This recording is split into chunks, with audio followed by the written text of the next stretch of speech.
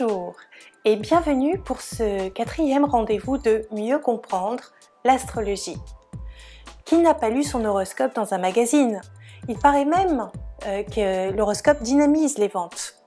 Écrire un horoscope est un exercice d'écriture qui est donné dans les écoles de journalisme pour apprendre à écrire de manière concise. Les horoscopes, tout le monde en raffole, le lit d'un seul trait et l'oublie aussitôt.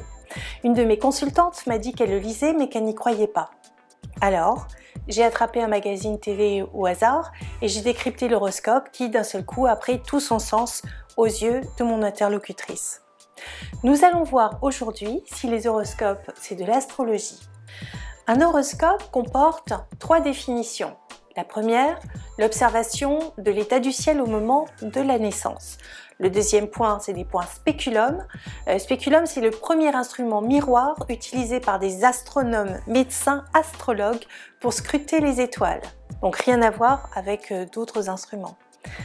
Et le troisième point, c'est le point de l'écliptique qui se trouve à l'horizon au moment de la naissance. Vous vous rappelez, l'écliptique, c'est la révolution du soleil.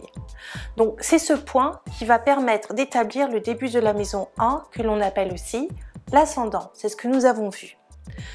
C'est ce troisième point qui a été abusivement appliqué à l'ensemble de la figure céleste et à son interprétation astrologique. Dans le langage commun, faire un horoscope signifie à la fois dresser la carte du ciel et en rédiger une interprétation. Donc l'astrologue va établir une carte du ciel des aspects planétaires du jour, le plus souvent par le biais d'un logiciel d'astrologie qui leur a pris soin de paramétrer de manière précise. Donc l'interprétation commence avec le principe que chaque signe solaire est le début de la maison 1. Par exemple, pour le signe des béliers, il faut partir sur le principe que le bélier est le début de la maison 1. À partir de là, les maisons suivantes vont colorer l'ambiance selon leurs propriétés. Une maison astrologique va influencer un domaine de vie en particulier. Par exemple, la maison 1, qui est aussi l'ascendant, va influencer la personnalité et la constitution du corps. La maison 2 va influencer notre manière de gérer nos biens. Il y a une signification concernant l'humain et une signification concernant le sens social, comme par exemple les conditions de la nation, l'école, l'agriculture, enfin il y a plein de sujets. Ce que vous ignorez, c'est que l'horoscope interprète les aspects du jour entre les planètes dans la carte du ciel de la journée à partir de la maison 1. Or, il est assez rare que votre soleil soit dans votre maison 1. Pour moi, par exemple, il est dans la maison 3. Donc, si vous regardez votre horoscope à partir de votre signe solaire, à savoir Lion si vous êtes Lion, vous n'aurez pas les domaines de vie dans lesquels vous pouvez vous attendre à un événement.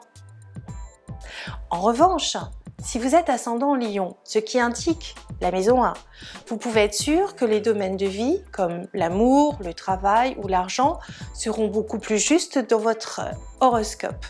Ce n'est qu'ensuite, en deuxième partie, qu'il faut lire votre signe de manière à connaître les aspects planétaires et leur incidence dans votre vie. Donc, un horoscope bien fait est une véritable interprétation astrologique qui a du sens, particulièrement lorsque vous commencez à le lire à partir de votre ascendant et ensuite de votre signe solaire. N'hésitez pas à vous abonner à cette chaîne YouTube, mais aussi de suivre mon actualité sur ma page Facebook et sur mon site internet. On se retrouve très bientôt pour une prochaine émission.